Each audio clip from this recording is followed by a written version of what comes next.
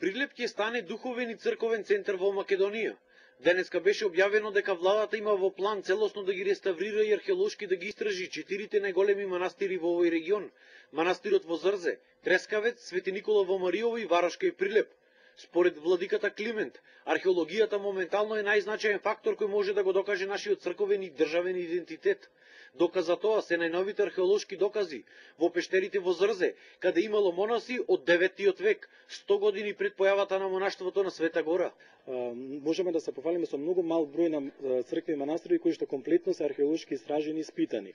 Овие археолошки истражувања содржат во себе артефакти кои што го потврдуваат културниот идентитет и црковен и национален. Освен понатамошните ископувања во Зрзе, целосно ќе се реставрираат фреските во манастирот Трескавец, каде првичните археолошки истражувања наведуваат дека црквата, која е од 12 век, е изградена врз храм посветен на боговите Аполон и Артемида.